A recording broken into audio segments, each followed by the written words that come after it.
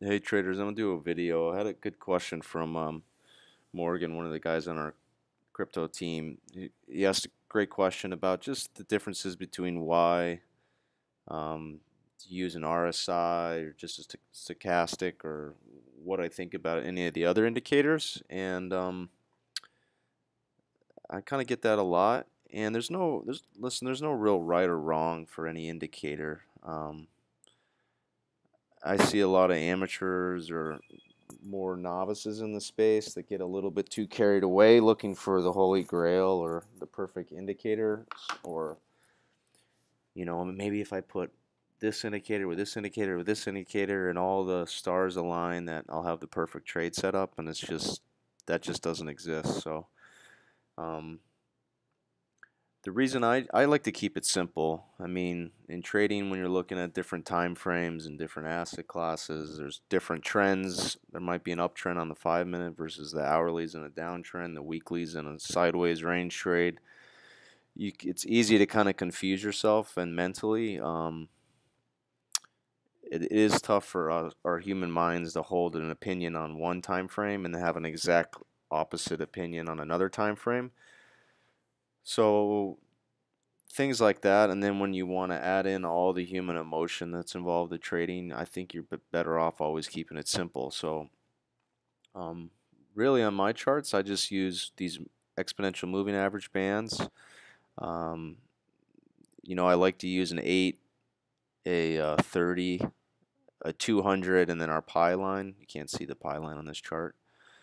um, So I keep the moving averages simple. I don't use moving average crosses. That's something I did really early when I was probably, I don't know, my late teens. That's how I started building a process, is maybe using moving average crosses. And you just come to find out that that's very lagging indicator.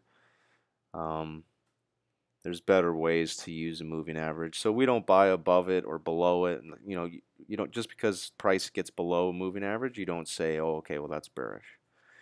If price is above it, you don't just say, oh, now it's bullish, I buy. You need to have more of a process than that. But as far as like I like the slow stochastic because it does a good job as far as an oscillation, and I've talked about that before. An oscillation is it's one of the equations of motion, if you understand physics. So that pendulum swing of that oscillation is really measuring time, which is a cyclical component, right? So it's the rhythm and that ebb and flow through time that we care about. So that's what I really like about the slow stochastic. And then an RSI, I mean, you don't need to have an RSI to know if something's overbought and oversold. I mean, if you've had any kind of trading experience, if you know the correct way to use angle and distance on a chart when there's separation between the moving average, you don't really need the RSI to tell you if you're oversold or not, but it is a nice visual, so I tend to include it on my charts. Um, I teach my traders, look, when you're below the 200 or pi or deep below it, you're obviously going to be oversold. So the further you create distance, like below the 8 here, for example. Let me try to get my pen out here, guys. The more, yeah, the more angle and distance you create here, you're further away from the 8 here, right? That shows you you're oversold. Obviously here you're right at the 8. The 8 is this red line. If you were to put a 30 period moving average, you'd be right kind of here in the middle. So anytime you have distance away from these moving averages, they kind of act like a leash. You know you're oversold, right? The distance you are from the 200 here shows you you're oversold, versus here you're much closer. So simple things like that will tell you if you're oversold or not. You really don't need an RSI. But I've used the RSIs going back from my bond days. Some people want to change this to like a 7. I think 14 is plenty good. I like to err on the side of being a little bit more patient. Some people want a really fast line. I don't think that serves you well. The more patient you are in trading, both getting into a position and letting your winners run tends to serve you better. I mean, there's times where you want to execute fast if you have size on, etc., or you're trying to get filled, but I just don't trade that way. I'm pretty patient overall. Let the market come to you instead of trying to force things to happen.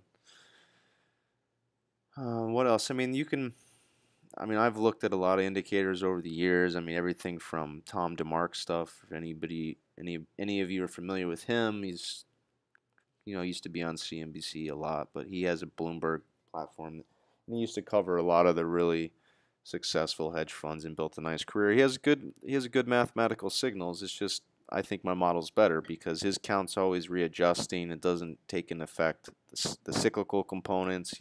He doesn't talk about how to work into a position. You get into a 9 and 13 count, it's always resetting. I mean, I never understood that. How are you supposed to trade and then your signal just resets when you're already in the trade? But that said, there's lots of different stuff. I just try to keep it simple. This is what works for me. I get the cyclical component. I can get the trend from here. And then from there, there's never really one indicator that is so magical that's going to make all the difference. What actually makes all the difference in your trading is what I call the art of the size, and that's learning how to work your position. Because you can start me anywhere in a trade. If I have my size right, I can work my average cost and then put myself in a good place or good opportunity to make some money. If you don't know how to work your size right and you don't understand the cycle, because part of timing involves being early and knowing how to trade early. Knowing how to trade contrarian, knowing how to go with the trend, and how you work your size accordingly. So I teach all my traders that um, those concepts. But I'll just touch on one other indicator. I hope that answers the question. Some of the questions I've had on that. But I mean, there's another one I see that's pretty popular that I don't really like, and that's the MACD. And the reason being, I mean, it's a good visual. It's very lagging to me. I mean, by the time I start to see signs that the market's turning, the MACD it's still in a downtrend when it should be showing bottoming.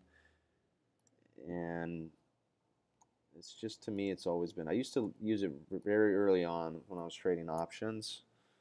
Um, it's just very lagging to me. I mean, there's kind of a lot going on in this chart. I don't know if you guys can see this, but let me just try to make an example real quick here.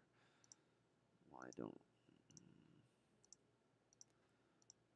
I mean, I'm sure you can play with the MACD settings so that you can get it where it's helpful for you. But for me, I mean, here, coming off, this is Bitcoin, this is an hourly. So coming down here, we're in a downtrend. Right here, you have a double bottom. This is called a higher low or a phase 2 higher low in our model. That tells me that there's a chance that the market's going to go the other way. And by this point, you're in an uptrend. So here, I have a MACD that crosses here. Pretty good, actually, timeline on that.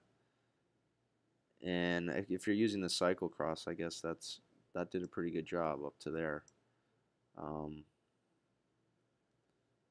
So maybe this setting is doing a pretty good job. See, I don't understand this. This is cyclical. Maybe I don't know how to read this one.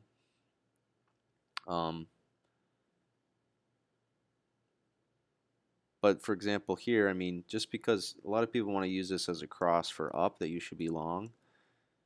To me, this seems a little bit more cyclical than trending. I mean, if you're taking longs here, you're going against the trend at this point. Yeah, you're oversold, but to me, that's not a long because this is still making lower highs. All right. I guess if you shorted there, that turned out pretty good. Cover into the lows. So this MACD actually doing okay. I've just found it to be lagging. Maybe this is a better setting. But I like my way of defining the trend and using what we call the TMS better than the overall. This is just a lot of signal flips. If some charts have this as like along here, short here. Every time this crosses, they're trying to go long and short. That's not helpful. If you're short here, then you're back long here, and then you're back short here, and then you're back long here, and you're back short here. Um, I just don't think it puts it in context well enough. If you're trying to, this doesn't tell you the trend at all on the MACD, and I like the rhythm on the stochastic better. So anyway, just personal preference. I'm sure there's someone that's really good with the MACD that could explain to me when they like to use it, and if that works for you, just use it in conjunction with what I teach, or add some of my cyclical stuff to what your model is. But the whole point is to have a process and a model. Um, but anyway, I hope that helps, guys, and answers some of the questions on that.